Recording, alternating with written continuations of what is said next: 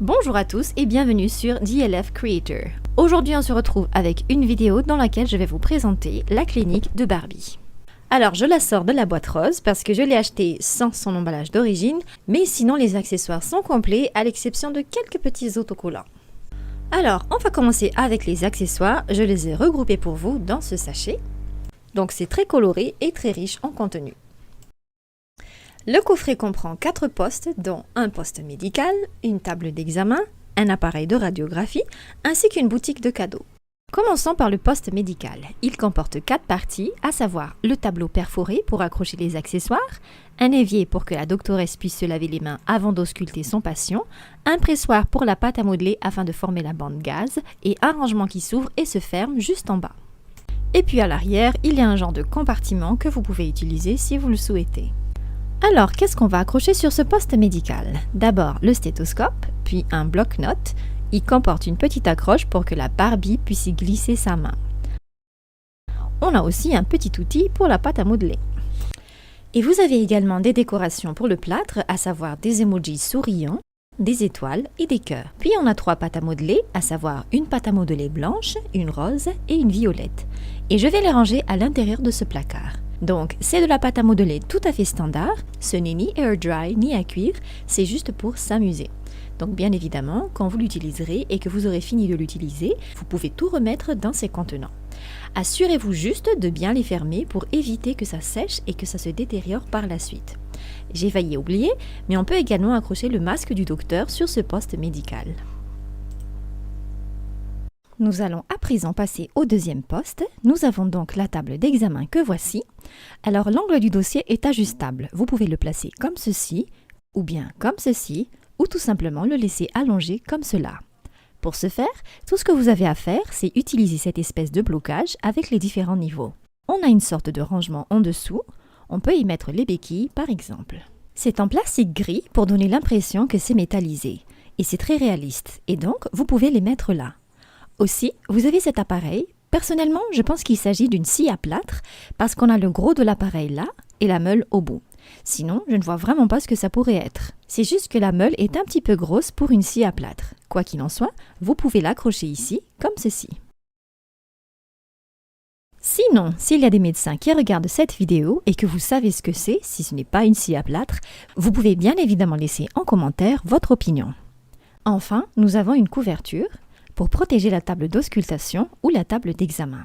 Nous allons à présent passer au troisième poste. Nous avons donc l'appareil de radiographie. Il comprend 4 parties. Je vais vous les montrer.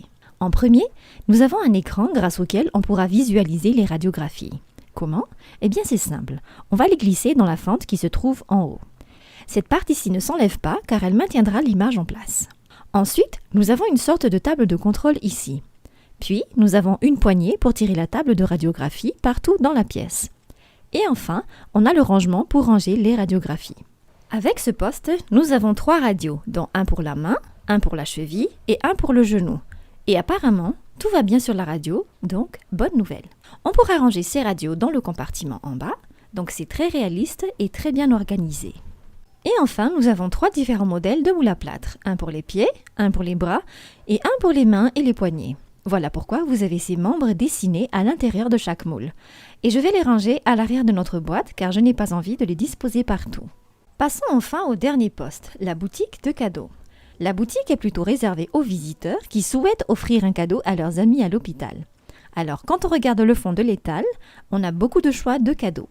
On a les petites peluches, les fleurs dans des pots, des nounours qui tiennent des bonbons et des ballons, des cookies, des churros. En bas, on a également des boissons, des muffins et du chocolat. À l'arrière, il y a autre chose, à savoir des bouquets de fleurs dans des vases. On a également des chips, des bonbons, des fruits et enfin, on a des cartes de vœux ainsi que des magazines de Barbie. Maintenant, que va-t-on poser dans cette boutique de cadeaux? Je vais commencer par cette peluche. Elle est entièrement faite de plastique et je vais la placer tout à gauche. À côté du nounours, je vais mettre cette carte de vœux. À l'avant, on voit un nounours entouré de fleurs. À l'arrière, il n'y a aucune image. Et à l'intérieur, c'est vide. Donc vous pouvez y écrire ce que vous voulez, mais donc à la base, il n'y a rien du tout. Puis, on a le ballon en forme de cœur avec l'initiale de Barbie et son logo à l'arrière. Et comme toujours, il y a une petite sangle. À l'arrière de l'étal, je vais placer la corbeille à fleurs que voici. Bien sûr, elle est en plastique. Les détails sont très beaux.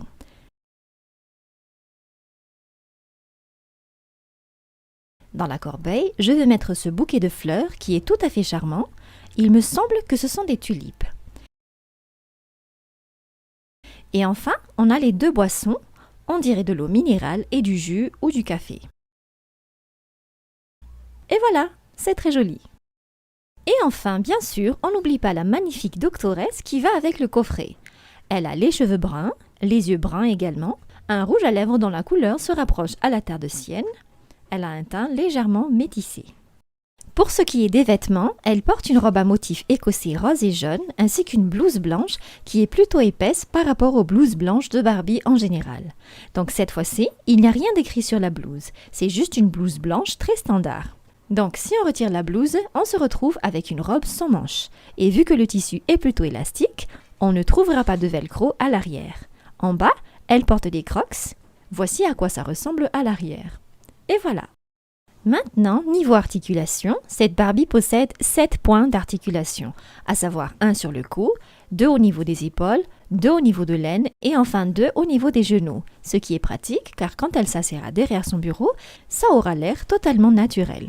Pour ce qui est des bras, celui de gauche est plié, donc elle pourrait poser sa main sur la hanche, tandis que l'autre est tendue. Et pour finir, si vous souhaitez lui donner un corps entièrement articulé, je vous suggérerai cette Barbie. Donc j'ai enlevé son corps, mais elles ont pratiquement le même teint. Il s'agit de la Made to Move Yoga au top bleu et vert, pantalon noir, référence DJY08. Avec cette deuxième Made to Move, à l'écran ça semble convenir, mais pour être honnête, c'est pas trop top à l'œil nu. Ensuite, si vous choisissez celle-ci, ça c'est la Barbie Yoga top gris pantalon fleuri, référence FTG82. C'est pas trop ça non plus, parce que manifestement, elle est plus foncée que cette Barbie Doctoress. Et enfin, si vous avez la Barbie Yoga rousse, juste pour vous montrer, ça ne fonctionnera pas non plus, car elle est plus claire que la Doctoress. Donc cette Barbie-ci, c'est la Barbie Yoga top bleu et orange pantalon noir, référence DPP74. Du coup, celle que je vous conseillerais le plus, c'était la première Barbie, c'est-à-dire la Barbie DJY08. Merci d'avoir regardé jusqu'à la fin, j'espère vous retrouver très bientôt sur cette chaîne, mais également sur mes pages Facebook. Au revoir!